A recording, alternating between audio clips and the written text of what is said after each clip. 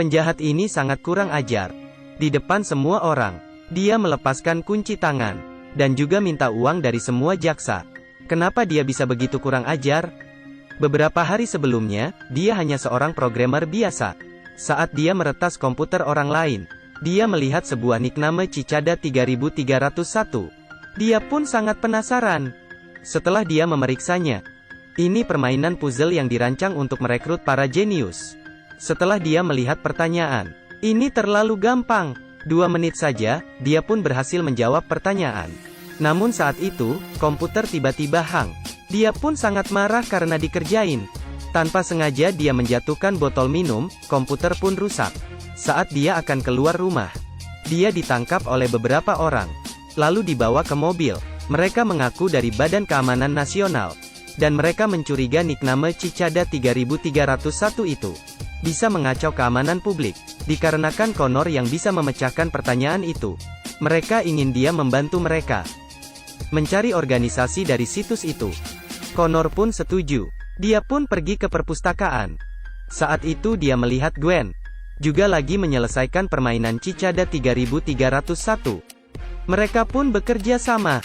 Dengan sangat cepat mereka menjawab pertanyaan sebelumnya, dan mendapatkan sejumlah kata-kata dan angka. Kata-kata itu berasal dari sebuah buku, dan angka-angka itu adalah halaman di buku. Dari angka itu mereka berhasil menemukan sebuah alamat situs web. Setelah masuk ke situs, mereka mendapatkan angka lain. Angka itu menunjuk sebuah lokasi. Mereka pun pergi ke lokasi itu. Mereka menemukan logo Cicada dan barcode. Gwen mencoba scan barcode, tapi gagal. Setelah melihat di atas ada cermin, Gwen mencoba scan barcode dari cermin, dan berhasil mendapatkan satu foto. Lalu mereka pun pergi mencari teman baik Connor, seorang profesor seni rupa. Dia memiliki banyak pengetahuan tentang foto kuno. Setelah dia meneliti foto tersebut, mereka menemukan alamat situs di foto itu.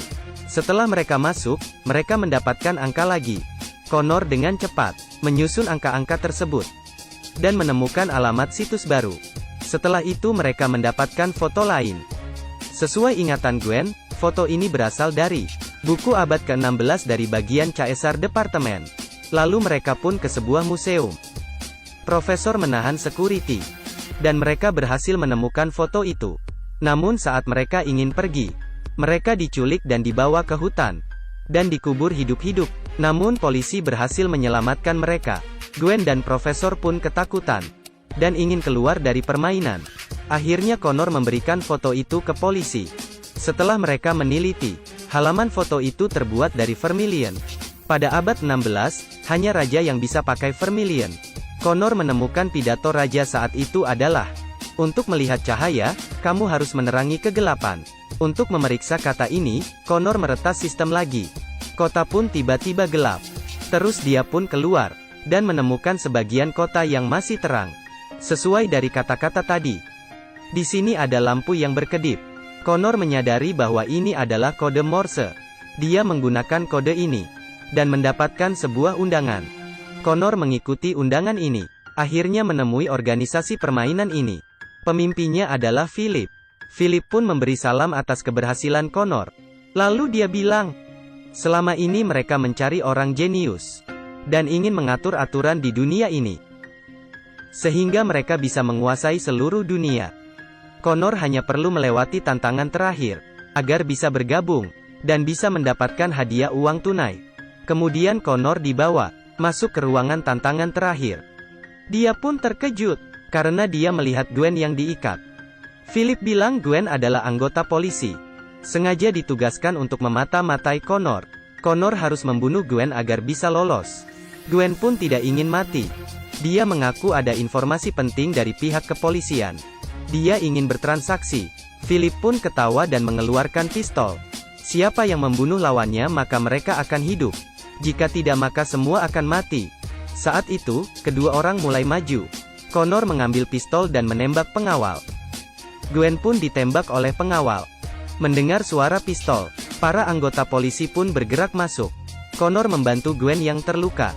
Terakhir Gwen memberitahu Connor, anggota polisi berencana akan membunuhnya. Saat Connor berhasil memecahkan permainan itu, lalu dia pun memberikan USB ke Connor.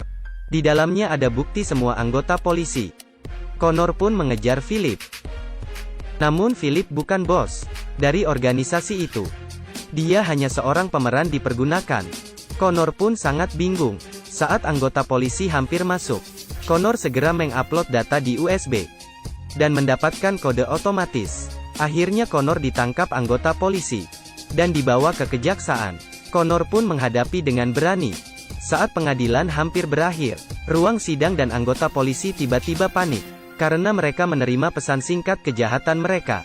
Connor sambil membuka kunci dan meminta uang dari mereka, atau dia akan mengekspos kejahatan mereka. Para hakim pun ketakutan dan hanya bisa membebaskan Connor. Cerita pun berakhir.